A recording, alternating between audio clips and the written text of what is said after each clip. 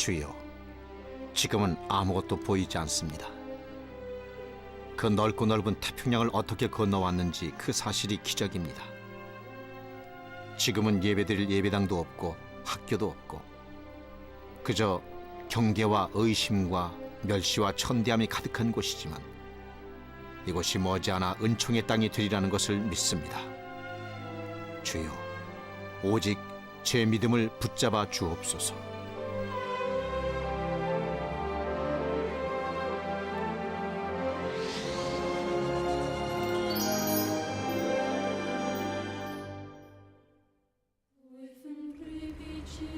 오랜 잠에서 깨어나 피어나를 시작한 러시아. 개방과 개혁으로 혼란기를 겪고 있는 지금 곳곳에 보이는 억압과 군제의 흔적들이 그들의 힘겨웠던 과거를 보여준다. 하지만 이 속에서도 푸른 꿈은 살아있다. 러시아 미래의 주역이 될 우수한 인재들이 영재학교를 통해 특별한 교육을 받는다. 1994년 개교된 이 학교는 상위권 학생들을 우선적으로 선발해 교육하는데 놀라운 것은 기독교 교육을 바탕으로 하고 있다는 것이다. 나라와 민족을 변화시킬 크리스천 리더 양성. 이것이 이 학교의 궁극적인 목표다. 건물 내부 벽면에는 성경 속 인물과 사건을 그린 성화가 걸려져 있는데 모두 한국인 기독 화가가 직접 그려 기증한 작품이라고 한다.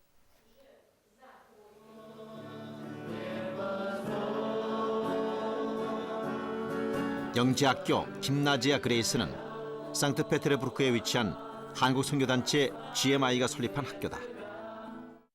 이 구소련의 정치, 경제, 사회 모든 방면에서 각 방면에서 리더의 역할을 하면서 예수 그리스도의 향기를 나타내고 빛과 소금의 그러한 직분을 감당할 수 있는 그런 사람들을 양육하기 위해서 저희가 이 학교를 만들었습니다. 이것을 통해 사회 전 영역의 리더로 성장할 학생들은 기독교 사관을 가지고 하나님의 일꾼으로 성장해 갈 것이다. Хотелось бы отметить то, что и преподаватели, и воспитатели, они не просто выполняют свои обязанности, но они...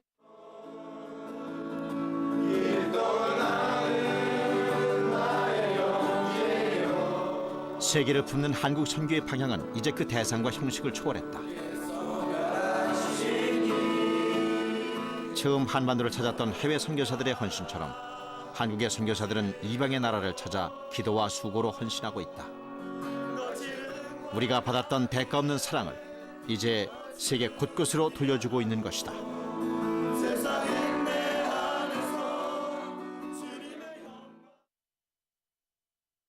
예수님께서 제자들에게 주신 지상 명령은 땅 끝까지 복음을 전하라는 말입니다. 이 명령에 순종하기 위해 한국 기독인들도 부지런히 그 사명을 다해왔습니다. 그런데 놀라운 것은 모든 것이 갖춰진 뒤에 선교 사명을 감당했던 것이 아니라 복음을 받고 은혜를 경험한 그 순간부터 해외 선교를 시작했다는 것입니다. 지금으로부터 100년 전 부흥이 있던 그때로부터 현재 이르기까지 예수 그리스도의 심장을 가지고 전 세계로 달려나간 한국 기독인들, 그들에게 하나님께서는 또 어떤 기적을 만들어 주셨을까요?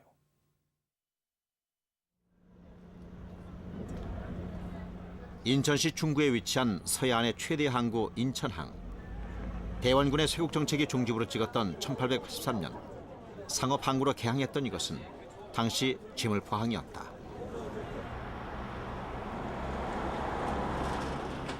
인천항이 바라보이는 작은 언덕 위에 조형물 하나가 눈길을 잡아 끈다. 십자가가 걸려진 이 아름다운 조형물은 한국 기독교 100주년을 기념하여 세워진 탑이다. 탑 아래 모퉁이 돌에는 1885년 부활주일에 쓰였다는 기도문이 있다. 오늘 사망의 빗장을 부수시고 부활하신 주님께 간구하오니 어둠 속에서 억압받고 있는 이 한국 백성에게 밝은 빛과 자유를 허락하여 주소서. 120여 년 전 지물포항을 통해 이 땅을 밟았던 한국 최초의 선교사 언더우드와 아펜젤러는 미지의 땅에 입맞추며 복음의 빛이 전해지길 간절히 기도했다. 그리고 그들의 기도대로 하나님께서는 이 땅을 복음의 땅, 은혜의 땅으로 축복해 주셨다. 아펜젤러는 서울로 올라가기 전 아내와 함께 제물포에 머물며 복음을 전했다. 이들 선교사가 처음 사역하며 세운 한 교회가 있다. 이것이 122년의 역사를 가지고 있는 내리 교회다. 선교사의 눈물과 기도로 세워진 이 교회에는 한국 교회사에 남을 만한 많은 기록들을 가지고 있다.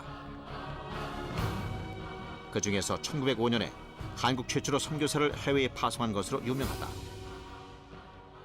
1903년도에는 우리 내리교회 권사님이었던 홍승하라고 하는 분을 하와이에다가 파송을 해서 그분이 하와이 호놀룰루 교회, 오늘날 그리스도 연합감리교회를 만들어서 그 그리스도 연합감리교회가 미국 최초의 한인교회가 됩니다. 부흥을 체험한 한국교회는 선교사 파송을 주저하지 않았다. 성령의 역사를 체험했던 1907년 이기풍 목사는 장로교 최초의 선교사가 되어 그 다음해 제주도로 파송된다. 같은 나라였지만 이방인의 섬처럼 여겨졌던 제주에는 복음을 전하다 순교한 이기풍 목사의 행적을 기리는 선교 기념관이 마련돼 있다. 아름다웠지만 척박하기만 했던 무속의 섬에서 그가 보여준 철저한 순종은 복음의 열매로 남아있다. 선교사가 해외 선교사가 우리나라에 와서 활동한 그 20년 동안에 우리가 그 받은 그 힘이 또 1907년에 한국 교회에 임하셨던 그 성령의 능력이 드디어 우리 땅에 제일 그 아골골짜기로 이 땅에 제일 마지막 이 땅 나라의 끝인 이 제주도에 우리가 사명을 가지고 용기 있게 도전을 했다는 거 놀라운 일이죠. 선교 사명에 대한 순종은 계속해서 이어졌다. 시베리아와 일본 동경을 비롯해 만주 간도 지방으로 선교사를 파송했고 캘리포니아와 멕시코에도 한국 이민자를 위한 선교 활동이 시작됐다. 1907년부터 1910년 사이 이루어진 자민족 선교는 일본과 중국은 물론이고 미국 대륙과 멕시코에 이르러 세계 교회의 시선을 집중시키기에 충분했다. 그것을 계기로 한국 교회는 아주 그 선교 시작된 지 어린 교회입니다만은 해외 선교를 스스로 시작하는 그러한 획기적인 변화를 보였다라는 것이 대북운동 이후의 큰 변화라고 볼 수 있습니다. 1910년 일본의 무자비한 탄압을 받으면서도 한국 교회는 선교 사역을 포기하지 않았다. 특히 조선에 인접한 중국에 복음을 전하자는 움직임이 일기 시작했다. 우리가 복음을 받았으니 복음을 주자. 어디면 주겠느냐? 우리가 중국에서 윤리와 도덕을 받았고 문자도 거기서 배웠다. 그랬으니 거기 갚자. 갚는 건 하나님의 복음 생명의 말씀으로 갚자. 산동 선교가 시작된 1913년 중국도 정치적 불안기를 맞이한다. 신의 혁명으로 중화민국이 탄생해 순원의 손아래 놓여졌고 병들고 가난한 백성들의 민생고는 이만저만이 아니었다. 이런 현실 속에서 선교 사역은 결코 쉽지 않았다. 중국에서 선교사로 활동했던 방지일 목사는 그때의 추억들을 고스란히 보관하고 있다. 여기 목사님 어디 계세요?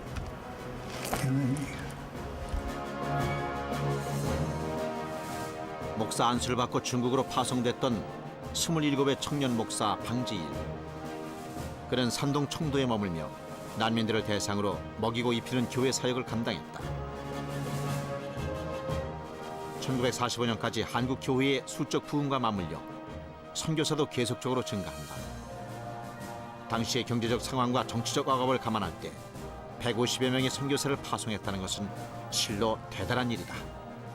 가장 살기 어려웠을 때 정치적으로 어려웠고 사회적으로 어려웠고 교인도 얼마 없었고 그럴 때도 처음부터 선교를 하기 시작한 그와 같은 특징이 우리 한국 교회에 있습니다. 선교 전문가들은 한국의 선교 운동을 세 가지의 시기로 구분해 이야기합니다. 제1기는 1945년 이전까지 이 한민족을 대상으로 하는 자민족 전도와 중국 산동성 선교 시기입니다. 두 번째는 해방 이후부터 1970년대까지입니다. 이때 가장 두드러진 특징은 초교파 선교단체들이 선교에 있어 주도적 역할을 감당했다는 것이며 세계 선교단체와의 접촉이 시작됐다는 것입니다. 그리고 제3기는 선교 부흥기입니다.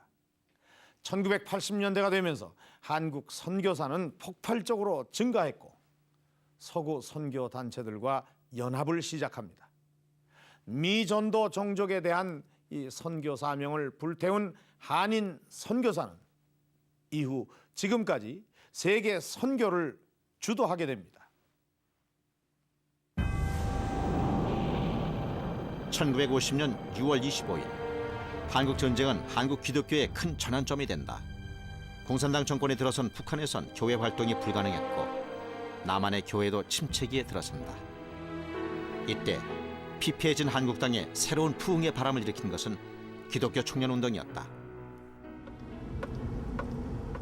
5, 60년대 한국 기독교를 주도했던 청년 선교단체들은 지금도 대학가를 중심으로 활발히 활동하고 있다.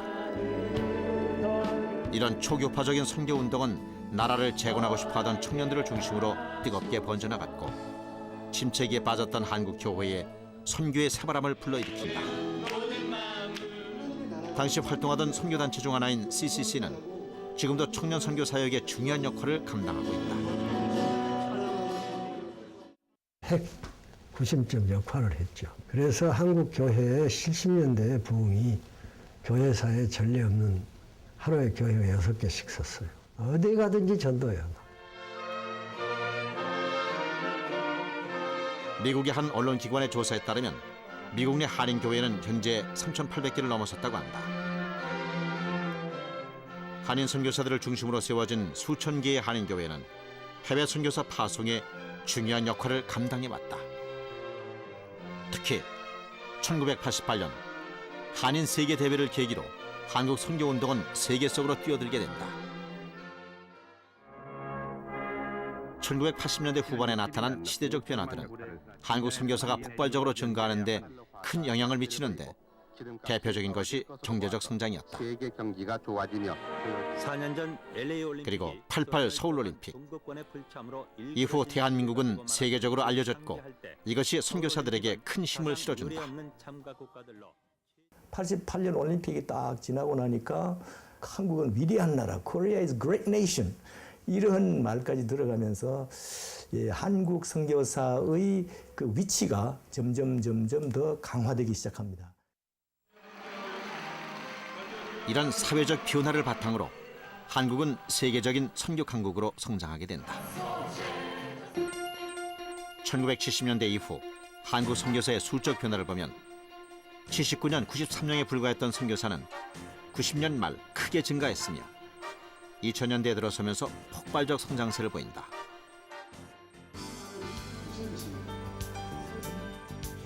선교사가 크게 증가할 수 있었던 배경 중 하나는 평신도 선교사, 전문인 선교사 탄생에 있다.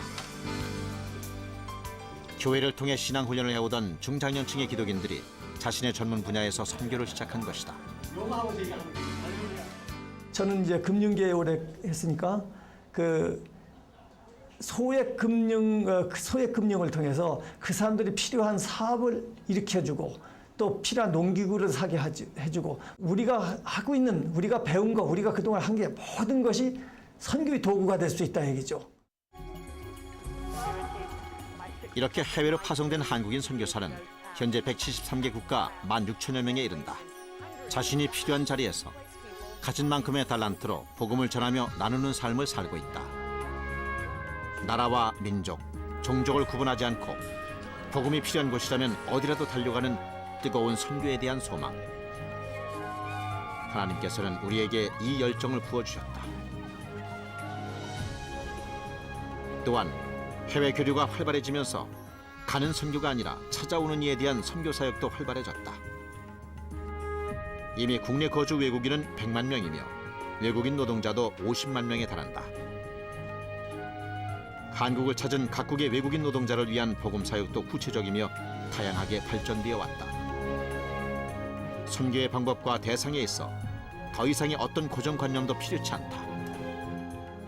이렇게 보내주신 분들을 다시 이분들을 선교에 무장을 시켜가지고 보낸다라는 거죠. 그래서 우리가 선교의 다양한 채널을 지금 뭐 방송 채널도 너무 많듯이 채널을 다양한 채널을 활용 다 해야 된다라는 거죠. 다양해진 선교사들의 활동을 총체적으로 관리하는 선교연합체인 KWMA. 한 지역에 집중된 선교사를 재배치하며 보다 효과적인 선교 사역을 펼치고 있다. 우리 기독교회가 개교주의지만 선교는 함께 해야 되거든요.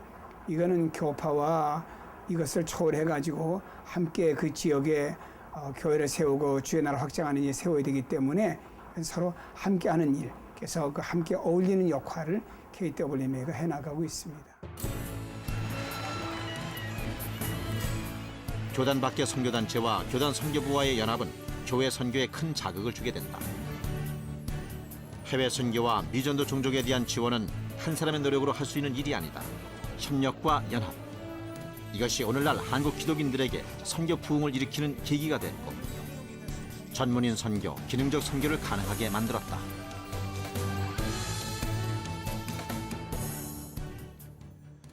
(2007년 1월까지의) 통계에 의하면 현재 세계 속에 활동 중인 한국인 선교사는 세계 173개국가 16,616명에 이른다고 합니다. 120년이라는 짧은 역사를 가지고 있는 이 한국이 선교사 파송에 있어서 세계 2위를 차지했다는 것은 하나님께서 이 나라에 주신 사명이 어떤 것이었는가를 다시 한번 되짚어보게 만듭니다. 복음이 들어왔고 또 부흥이 있었습니다. 수많은 박해와 전쟁도 이겨낸 이 한반도의 기독인들에게 하나님께서는 지금 또 무엇을 명령하고 계실까요?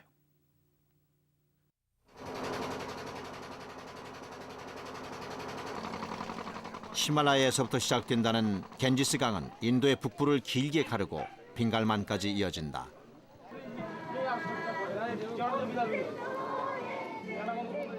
벵갈만의 한 섬에 깊은 밤, 한국인들의 긴 행렬이 이어진다.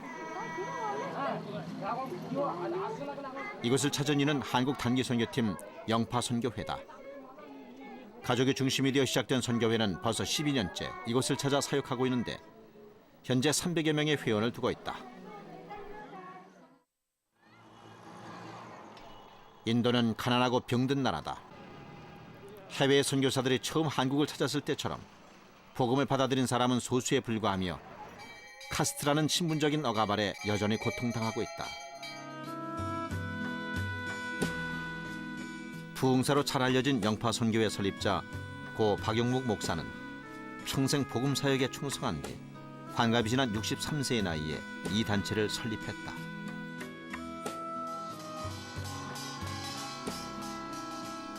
인도의 사역에서 가장 절실한 것은 의료 지원이다. 섬에서 거주하는 최하층민들이 의료적 혜택을 받는 일은 거의 불가능한 것이 현실. 영파 선교회는 이런 의료 사역을 감당하기 위해 진료에 필요한 약품과 수술 도구를 챙겨와 무료 진료를 계속해왔다.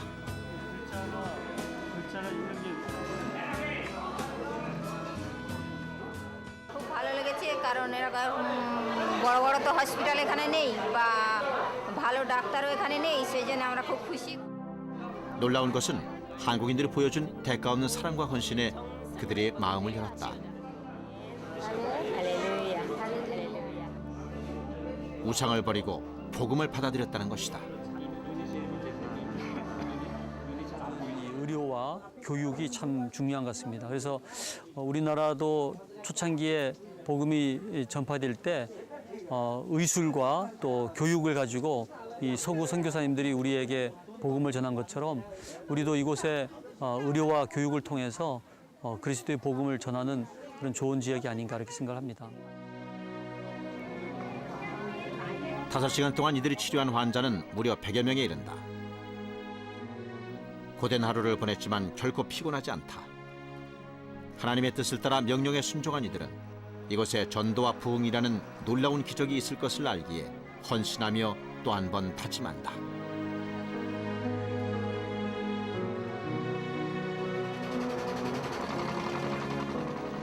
12년 동안 복음의 씨앗을 뿌려 그 열매로 17개 섬의 교회가 세워졌다. 성령이 함께 하심으로 그 열매는 더욱 풍성해질 것이다.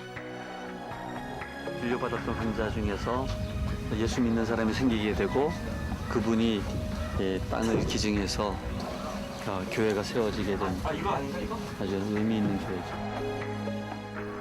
교회 모퉁이 돌에 선명하게 남은 한국 선교의 흔적. 지금도 세계 곳곳에 이런 흔적들이 새겨지고 있다.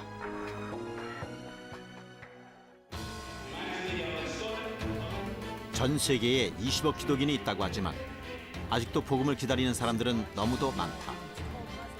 높은 출생률로 가장 빠르게 성장하는 12억의 모슬렘, 인도를 중심으로 한 8억 1,100만의 힌두교인, 불교와 전통 종교를 신봉하는 이들과 무신론자를 위해 우리의 헌신이 필요한 것이다. 그리고 또 하나, 한민족에게 가슴 아픈 숙제로 남아있는 선교지는 바로 북한이다.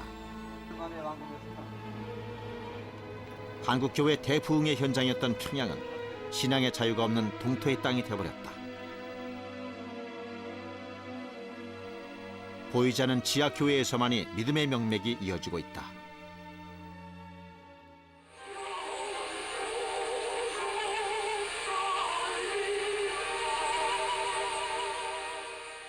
복음의 메시지는 북한 기독인들에겐 감격스러운 생명의 젖줄과도 같다. 평양시 방어사령부의 정치장교 출신 심주일 목사 역시 복음 방송으로 하나님을 알게 됐다고 한다. 교회를 개척하고 사역을 감당하고 있지만 그의 최종 목표는 북한 선교에 있다. 이 세상에 제일 악질 분자가 이제 이 하나님 믿는 사람들이 제일 악질이다. 늙은이도 있고 그다음에 대학생들도 있고 이제 사회 회사에 다니는 청년들도 있고 이렇게 다 있는 분들인데 이게 촉발되면 뭐 다름이 없이 다 감옥에 들어가서 이제 그게 신문이 이루어지고. 북한에서의 믿음 생활은 생명을 담보로 한 위험천만한 일이다. 하지만 이미 많은 순교의 피가 뿌려진 그 땅에 하나님의 말씀을 영원히 가로막을 자는 아무도 없다. 최근 탈북자들을 통해 입수한 북한 성도들의 성경책. 100년 전 평양 대부흥의 주인공들이 읽었을 것 같은 성경은 너무 낡아 넘겨보기도 힘들 정도다. 이들은 믿음의 대를 이어가기 위해 목숨을 내놓고 복음을 지켜 전해왔을 것이다. 북한 성도들이 직접 옮겨 적은 쪽복음도 눈에 띈다. 한자 한자 적으며 눈물과 기도로 얼룩져버린 성경 말씀. 이름 모를 북한 성도의 품에서 믿음을 지켜왔을 이 성경들은 또 다른 이의 품에 전해져 생명을 내놓는 결단의 신앙이 되어 대를 이어 지켜져 왔을 것이다. 북한은 철저하게 하나님 말씀에 있는 대로 바알에게 무릎을 꿇지 않은 믿음의 선배들이 분명히 계시며 또 그들을 통해서 믿음이 후대들에게 전수되고 있으며 또 새롭게 지금 선교 채널을 통해 가지고 많이 지금 믿음의 우리 영혼들이 하나님께로 돌아온다는 것은 그건 확실하고 사실입니다. 한반도 부흥의 시작이었던 평양. 지금은 신앙의 불모지가 된 그곳.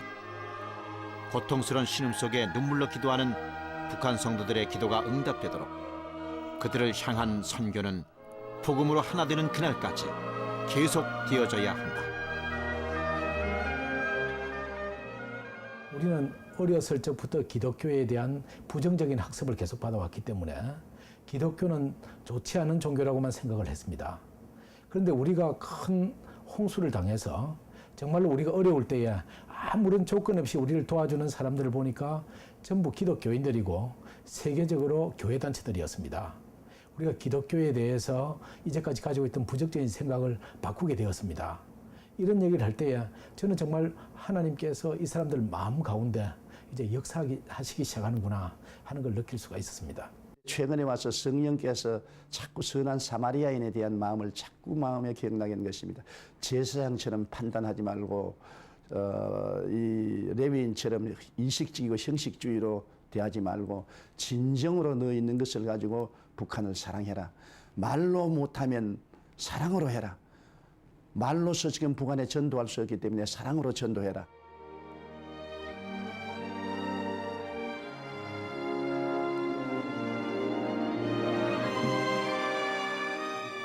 이미 한반도엔 순교의 피가 뿌려졌고 그 위에 교회가 세워졌다. 복음의 빚진 자인 우리가 해야 할 일은 과연 무엇일까? 우리는 이 땅에 복음을 전하러 온 선교사를 죽인 민족입니다. 아주 잘 준비된 한 선교사가 이 땅에 복음을 전하러 들어왔을 때 그를 잡아 죽인 민족의 후예들입니다. 우리는 다시 이 시대에 또 선교사의 순교를 요구하는 그 땅에 기꺼이 나가야 될 이유가 있습니다. 파라과이에서 선교 활동을 하고 있는 이계연 선교사님은 선교 소망에 대해 이런 고백을 했습니다. 우리가 일회용 소모품이 되더라도 영적 전쟁의 총알이 되어 지구 곳곳으로 날아가겠습니다. 지금 173개국에 흩어져 있는 16,616명의 한인 선교사들은 고통과 싸우고 고난을 인내하며 복음을 전하고 있으며 자신이 선 자리에서 날마다 또 다른 기적을 일으키고 있을 것입니다. 너의 교회, 나의 단체라는 울타리는 이제 아무 의미가 없다는 생각이 듭니다. 선교를 한다는 이유만으로도 우리는 모든 일을 도와야 하고 또 섬겨야 합니다. 왜냐하면 그런 순종이 이어질 때 하나님께서는 한국이라는 나라를 통해 더 많은 기적들을 만들어내실 테니 말입니다.